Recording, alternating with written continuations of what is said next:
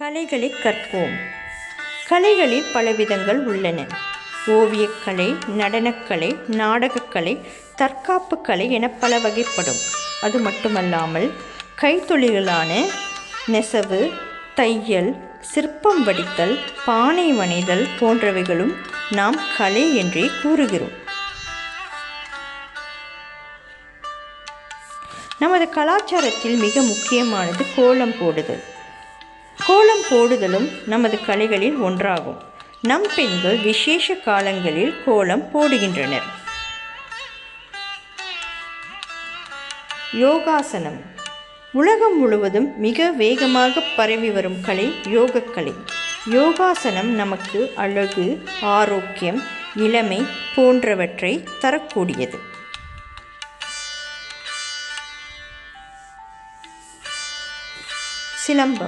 சிலம்பம் என்பது தமிழர்களின் தற்காப்பு கலையாகும்.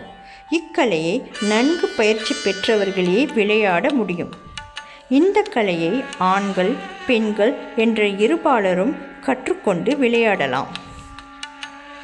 தையற்கலை கலைகளில் சிறந்த கலை தையற்கலை. நல்ல உடையும் விதவிதமான உடைகளையும் உருவாக்குவதே தையல் கலையாகும். சரி மாணவர்களே, அடுத்து நாம் பாடப்புத்தகத்தில் உள்ள பாடப்பகுதியை பார்ப்போம்.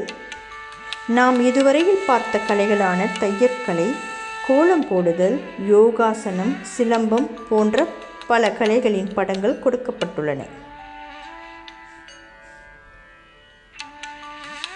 அதோடு அங்கே ஏன், எவ்வாறு, எப்படி, எதற்கு போன்ற வினாச்சொற்களையும் பயன்படுத்தி கேள்விகளும் கொடுக்கப்பட்டுள்ளன. மாணவர்களே, நீங்கள் அங்கே கொடுக்கப்பட்ட கேள்விகளை வாசிக்க வேண்டும். பின்னர் அந்த கேள்விகளுக்கு நீங்கள் வாய்மொழியாக பதிலளிக்க வேண்டும். அடுத்து நாம் பார்க்க போவது பரதக்கலை. பரதநாட்டியம் என்பது தமிழர்களின் ஒரு சிறந்த நடனமாகும். இசையின்றி இந்த நடனத்தை ஆடுவது கடினம். எந்தவித உணர்ச்சியையும் இந்த நடனத்தின் மூலம் உணர்த்த முடியும். சரி மாணவர்களே, அடுத்து நாம் பாடப்புத்தகத்தில் உள்ள பாடப்பகுதியை பார்ப்போம்.